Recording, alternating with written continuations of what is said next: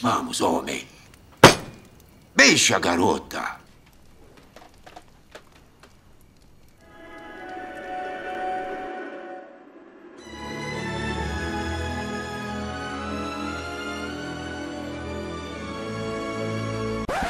No meu último vídeo eu falei sobre como que as histórias têm mudado, sobre como que os personagens se tornaram mais céticos, como a gente sente falta de personagens mais idealistas e como isso reflete a sociedade atual.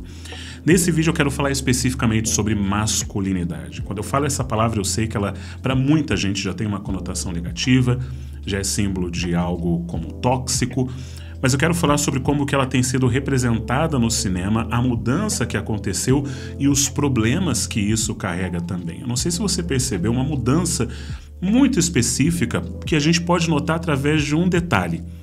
Os homens têm beijado menos as mulheres nos filmes.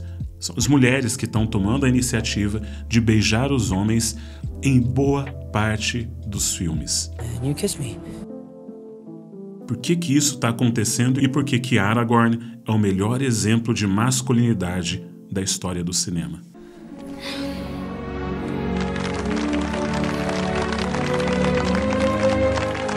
As histórias passaram por grandes mudanças nos últimos tempos, tanto na literatura como no cinema. O cinema acaba tendo mais mudanças do que a literatura, inclusive. E essas mudanças, elas refletem aquilo que tem acontecido na sociedade. Então, por exemplo, as mulheres assumiram papel de protagonismo muito maior nas histórias. Realmente, tinham poucos filmes com mulheres protagonistas no passado. Muitas delas eram mal exploradas e muitas mulheres passaram a ser protagonistas, o que não quer dizer que elas já estejam sendo bem representadas. Existe um grande problema ainda na forma como essas mulheres são retratadas, mas o problema maior que eu percebo é a forma como os homens passaram a ser retratados nos últimos anos no cinema. O problema que eu vejo não são as mulheres fortes, e sim os homens fracos. As relações sociais mudaram, hoje em dia tem muita coisa que os homens não podem fazer porque é considerado inapropriado.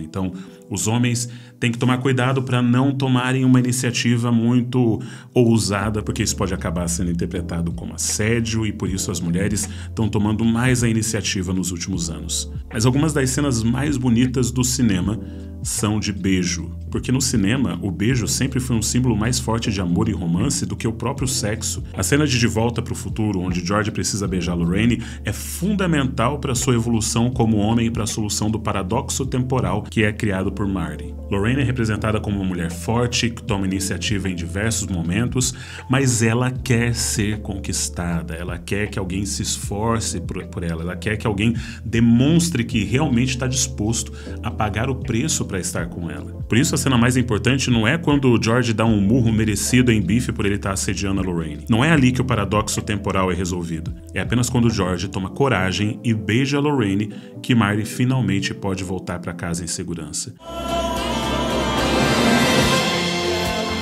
Porque George mostrou ao mesmo tempo ser um homem com força para defender a honra de sua mulher e com coragem para conquistá-la com um beijo. O problema todo de Marty na sua versão inicial do filme é justamente o fato de que ele vive em uma família onde sua mãe é uma mulher amargurada e triste porque o seu pai é um frouxo, ele é um homem fraco, ele é um homem que vive como capacho do Biff. E essa é uma história que eu analisei com mais profundidade no meu vídeo, onde eu falo sobre o motivo de Volta para o Futuro ser um filme perfeito. Então os filmes antigos, eles mostravam esse ideal do homem como sendo o homem forte, provedor, e aquele que era diferente disso, ele era ridicularizado e humilhado. E tudo isso reflete a forma como a sociedade enxerga as relações sociais. Isso sempre vai estar impactando a forma como as histórias são contadas. E o que a gente vê hoje é uma grande mudança que a masculinidade está sofrendo no cinema, ou seja, o homem está sendo desconstruído. Mas antes da gente entrar nesse tema tão espinhoso e delicado, eu quero agradecer a Insider por estar construindo a vestimenta dos homens e mulheres no Brasil com roupas tecnológicas que servem para todas as estações. E também para meia estação ou para bagunça de estação que é no Brasil, porque a gente nunca tem um inverno 100% frio, a gente tem oscilações muito grandes de temperatura e por isso que as camisetas tecnológicas da Insider, elas servem para todos os momentos e você pode fazer combinações diferenciadas. Por exemplo, agora eu estou usando uma camiseta da Insider, mas eu coloquei uma camisa por por cima. É um look que eu gosto bastante de usar, eu acho que fica casual. Sem falar que o design dela é super bonito, combina com tudo que você quiser, para qualquer ocasião. Então vale muito a pena Insider, e lembre-se do cupom Jurandir, que dá desconto de 18% se for a sua primeira compra. A partir da segunda compra, esse mesmo cupom ele vai te dar um desconto de 12%. Então aproveita, o link está na descrição e no comentário fixado. Vamos para a polêmica. É claro que não existe apenas uma forma de ser homem. Por isso que existem vários arquétipos, vários modelos tradicionais de masculinidade, porque combinados eles mostram aquilo que seria o homem perfeito, o homem ideal. Mas todos esses arquétipos possuem alguma coisa em comum. Knock, knock. Os filmes costumavam ter figuras masculinas fortes, líderes, dominantes, como Indiana Jones, Rocky Balboa, John McClane, de Duro de Matar, ou o Pistoleiro Sem Nome, de Três Homens em Conflito, ou qualquer outro personagem do Clint Eastwood, basicamente. E mais recentemente, para mim, eu gosto muito do Jamal Malik, de Quem Quer Ser um Milionário, que é um homem que sai da situação mais difícil da sua vida para resgatar o amor da sua infância e é um verdadeiro cavaleiro. Seu comportamento é nobre, um grande exemplo. Então, recentemente, o homem foi tirado dessas funções tradicionais de protetor e provedor, só que não deram nada no lugar. Então ele ficou completamente sem função, ele ficou perdido, ele ficou sem propósito na sua vida. Então, como os homens perderam sua posição de protetor e provedor, eles estão igualmente perdidos no cinema. O que temos agora é uma crise de masculinidade no cinema, porque basicamente tiraram as funções do homem, mas não deram uma nova função. Hollywood agora quer um homem mais desconstruído, que faz terapia, chora e usa sapatênis. Nada contra isso, porque eu faço pelo menos duas dessas coisas, mas é claro que isso é uma resposta ao fato de que por muito tempo foi vendida uma ideia irreal de que homens não choram, que sempre são estoicos, falam pouco e possuem basicamente duas emoções, raiva e desejo. E você pode ver nos filmes antigos que basicamente os homens só tinham dois tipos de emoções, ou era raiva e desejo mesmo, e como elas foram consideradas tóxicas hoje em dia, porque um homem com raiva é um homem que não sabe se controlar, e um homem com desejo é um homem que ele objetifica a mulher, e isso é verdade em muitos casos. Esse homem agora só pode ter as outras emoções, e por isso que a gente vê uma mudança tão clara na forma como eles estão sendo retratados nas histórias. E eu acredito que existe masculinidade tóxica, que é quando um homem, através do seu comportamento, ele prejudica a si mesmo e as pessoas ao seu redor por conta do exagero dos traços que são característicos da masculinidade. Mas eu também acredito que existe a feminilidade tóxica e também acredito que existe a fragilidade tóxica. Um homem que, por conta de toda a sua fragilidade, ele prejudica a si mesmo e também prejudica as pessoas que estão ao seu redor. Mas eu acredito que existe um meio termo. James Bond, por exemplo, historicamente sempre foi uma figura bem estoica, com a profundidade emocional de um pepino em conserva, com relacionamentos superficiais com mulheres, e os filmes mostravam mulheres bem superficiais também. E apesar dos filmes serem bem divertidos, eu acredito que a saga James Bond ganhou muito com Daniel Craig. Ele continuou sendo um homem forte, corajoso, pronto para matar ou morrer pela sua missão, mas ele se tornou também um personagem muito mais complexo. E apesar de não ter assistido os últimos dois filmes da saga, os filmes que eu vi com o Daniel Craig mostraram um James Bond muito mais interessante, e as mulheres também estavam muito mais interessantes nessas histórias. Mas eu acredito que existe um personagem no cinema que ele é o ápice daquilo que a gente poderia almejar como a masculinidade ideal. E esse personagem é Aragorn. E eu acredito que O Senhor dos Anéis foi o último grande filme produzido em Hollywood. Não quer dizer que depois de O Senhor dos Anéis não tenham existido bons filmes. Existiam vários bons filmes depois do Senhor dos Anéis, mas grande filme, com impacto cultural, uma representação tão forte na vida da cultura ocidental, não existiu nenhum outro tão bom e tão importante. E quando a gente olha para a forma como Tolkien criou essa história, obviamente Tolkien, que era um cristão devoto, ele colocou muito nos seus personagens, espalhados em cada um desses personagens, vários atributos de ideais masculinos, mas talvez aquele que concentra o maior número desses atributos ideais seja Aragorn. E eu quero fazer essa reflexão com vocês olhando algumas cenas específicas. Por exemplo, Frodo, ele tá com o anel, ele tinha acabado de ser atacado por Boromir, e agora Aragorn é quem vai ser tentado pelo anel, e o comportamento de Aragorn aqui é simplesmente exemplar. Eu iria com você até o final. Até o fogo de Mordor.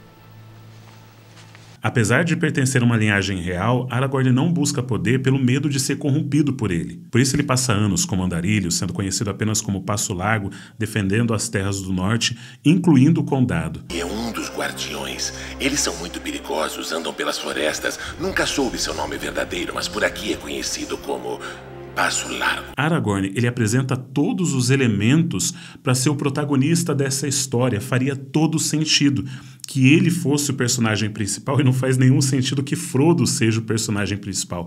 Ele é o rei prometido, ele é uma figura messiânica, ele é extremamente forte, corajoso, ele é um ideal de ser humano, mas ele não é o protagonista dessa história e ele está bem com isso. Ele entende que esse não é o seu momento, que esse é o momento dele ajudar em uma tarefa que é muito maior do que ele, muito mais importante do que as suas ambições pessoais. Sua função primeiro é servir, e apenas depois de mostrar seu valor servindo e liderando, é que ele assume o papel de rei. E de acordo com o livro, Aragorn tem 87 anos durante os eventos do Senhor dos Anéis, o que quer dizer que esse é um homem paciente, que soube treinar e desenvolver todas as suas habilidades antes de receber poder, porque o verdadeiro poder de Aragorn não vem de sua coroa, mas do seu coração. A segunda cena é quando Boromir está morrendo. Ele tinha atacado Frodo, mas depois ele se arrepende, ele tenta salvar então Merry e Pippin, e nisso ele acaba recebendo várias flechas e ele está agonizando. E nesse momento, Aragorn, ele poderia claramente humilhar Boromir, porque os dois não eram amigos. Boromir tinha um grande ciúmes, uma inveja de Aragorn, um medo também por causa da posição política que Aragorn poderia ocupar. Ele era o herdeiro do trono. Só que nesse momento Aragorn mostra grande compaixão e misericórdia ao não falar que ele foi melhor, que ele resistiu à tentação do anel ou que ele é que vai herdar o trono. Ele mostra compaixão para com esse homem que está no seu leito de morte, porque ele sabe que Boromir ele só cedeu em um momento, assim como muitos cedem, que um erro de Boromir não o define como pessoa, e ele entende que Boromir era um homem muito valoroso por ter sacrificado a sua vida por Merry e Pippin. E daí vem essa que é uma das cenas mais lindas, praticamente impossível não chorar com essa cena. Eu fracassei. Não, Boromir, não. Lutou com bravura. Eu teria seguido meu irmão. Meu rei. Aqui a gente tem toda essa sensibilidade desse homem tentando consolar o outro que está morrendo, uma figura realmente muito bonita. E a terceira cena, ela é quando Aragorn está junto com um pequeno grupo diante dos portões de Mordor para uma batalha que era enfrentar a própria morte, porque eles estão claramente em desvantagem gigantesca, mas ele entende que o seu compromisso com a honra, com aquilo que é certo, para fazer a coisa certa, vale o preço da sua própria vida e que ele está ali para fazer o máximo possível, mesmo que seja só para atrasar, para desviar um pouco da atenção, para poder dar a chance de Frodo destruir o anel. E então a gente tem essa cena belíssima. Por Frodo.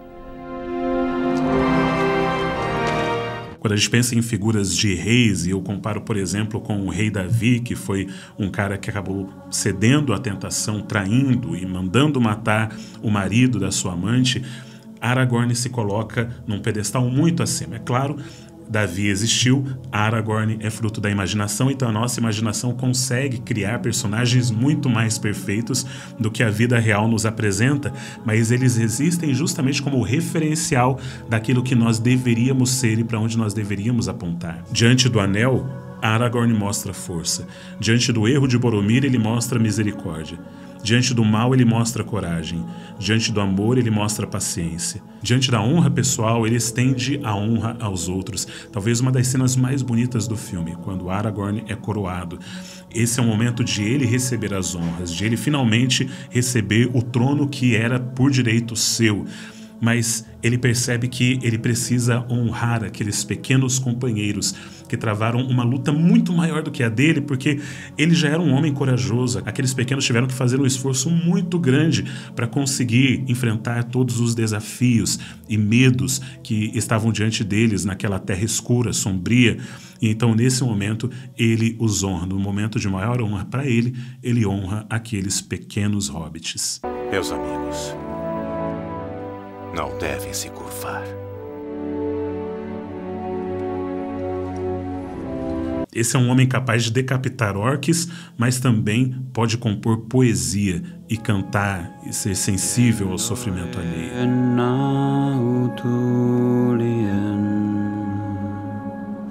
Ele é o arquétipo do rei, uma figura de líder tão perfeita em sua descrição que se torna quase impossível de se seguir. Mas em tempos onde todos os homens do cinema parecem moralmente fracos ou descontrolados, faz bem poder assistir os velhos filmes em que os homens não precisavam ser desconstruídos. Por que teme o passado? Aquele homem não parou de olhar para você desde que chegamos. Você é o herdeiro de Isildur, e não o próprio Isildur. Eu estava lá quando a força dos homens falhou. Não tem o mesmo destino. Não há mais força no mundo dos homens.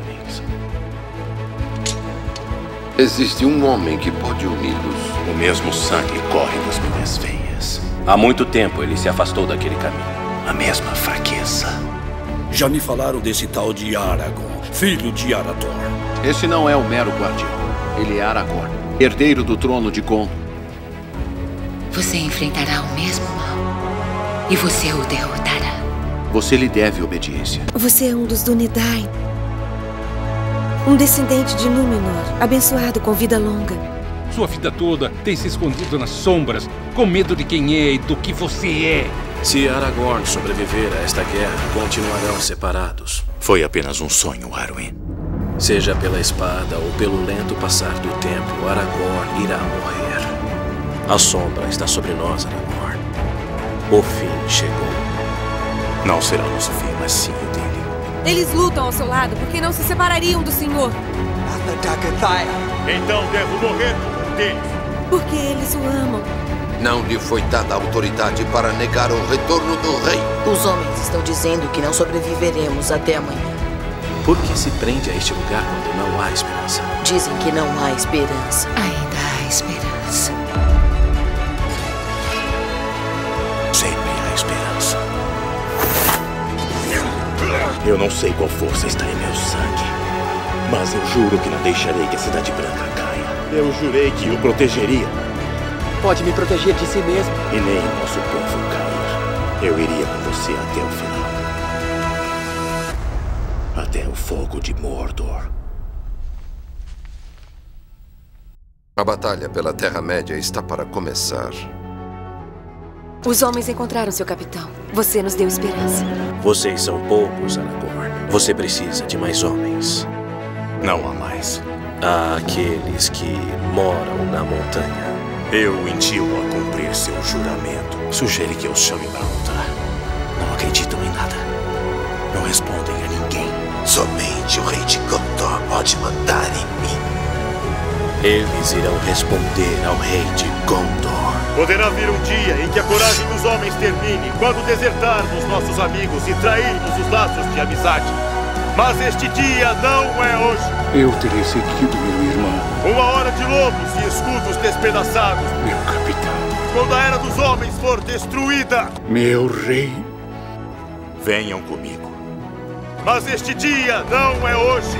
Hoje nós lutamos. Sair e enfrentar. Por tudo que amam nesta bela terra, eu peço que resistam, homens do Ocidente!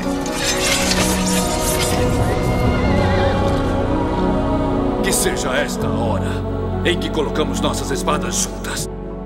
A trombeta da mão de martelo de Hel deverá soar no fundo. Uma última vez. Há muito você me procura. Ainda há esperança para Frodo. Ele precisa de tempo e passagem segura pelas planícies de Gorgoroth. Podemos dar-lhe isso. Por Frodo.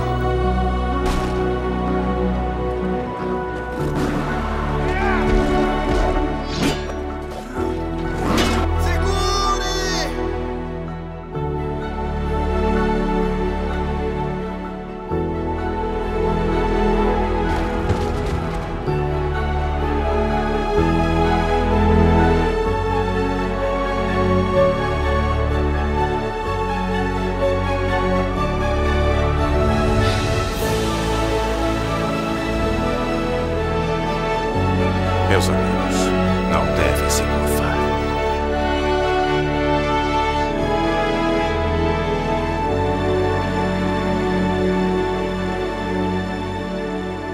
Se você gostou desse vídeo, se inscreve nesse canal. Isso é muito importante. 52% das pessoas que assistem os meus vídeos não são inscritas nesse canal. E quanto mais inscritos a gente tem, mais conteúdo a gente consegue produzir para poder trazer para vocês. Então, por favor, não se esquece de se inscrever. Um forte abraço e arrivederci.